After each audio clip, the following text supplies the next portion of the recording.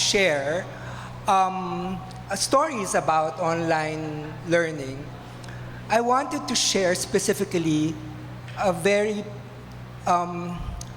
poignant experience that I've had that nobody experienced. I did 20 groups, more than 20 groups of FGDs when the pandemic started. Naluluha na ako. Huwag naman ganun. Wait lang.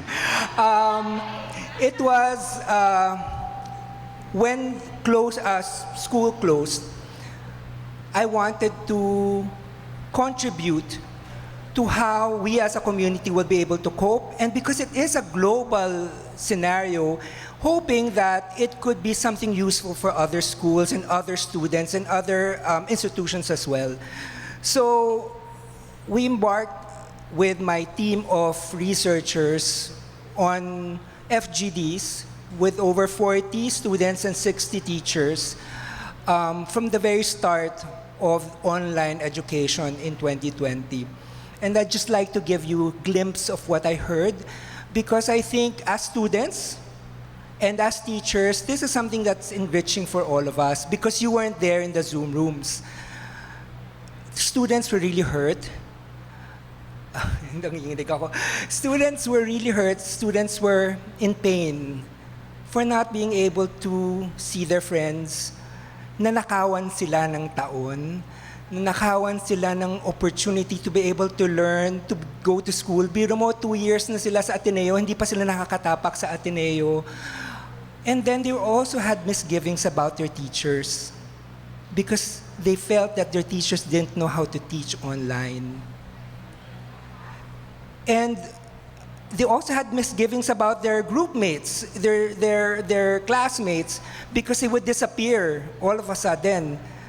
And then when we talked to teachers, teachers were also devastated because they felt they weren't good enough. Remember that both as teachers and students, we never knew how to learn or to teach anywhere else than the classroom. And then suddenly, in a snap, we were all in a Zoom room. And we were all grappling with how to do things. And the teachers were also had misgivings about students because they won't show themselves. Biro mo nagtuturo ka sa kawalan, you're teaching squares, and then they don't want to participate. They suddenly disappear. Minsan tatawagin mo in recitations and then they're not there. But their pictures are there, but they're not actually there, right? But the interesting part is, they weren't mad at each other. Students, even if they had misgivings about their teachers, felt that our teachers are going through the same pain that we are going through. And teachers also were so worried about their students. They were worried about, did they have the right equipment, resources at home? Are they learning? How's their internet? Kamusta na kaya sila? And in the second year of doing research, things were a bit better. Students were saying, teachers are better now in what they're doing. And teachers are expecting more of the students, unfortunately. And the students were saying, wait, hindi pa kami ready, nasa bahay pa rin kami. But we were adjusting. Now let me get to my reflection point. Now that we're back here inside in school, we're seemingly back to normal, I'd like to challenge everyone. Because when we come back, we don't come back and say, okay, game, back as usual, like pre-pandemic, because we're not. We might be better students than teachers, or we might be worse. It doesn't matter, but we're different. We come back here in campus as different people.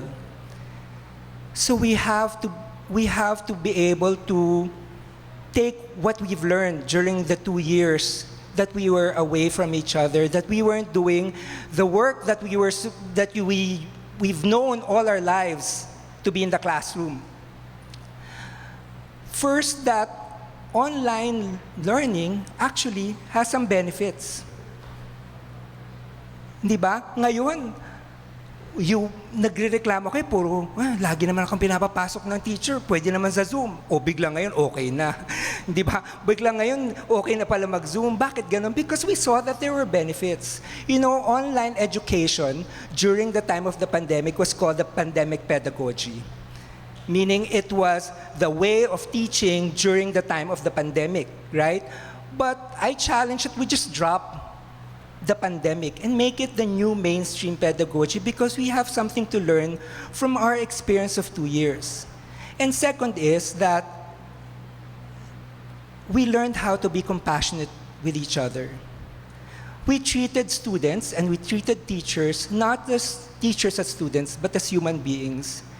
I hope that when we come back to the university, to campus, we take what we've learned in the past 2 years and make this the new way of doing things when we go back to school. And I hope it becomes a better experience of learning and teaching for all of us. Thank you.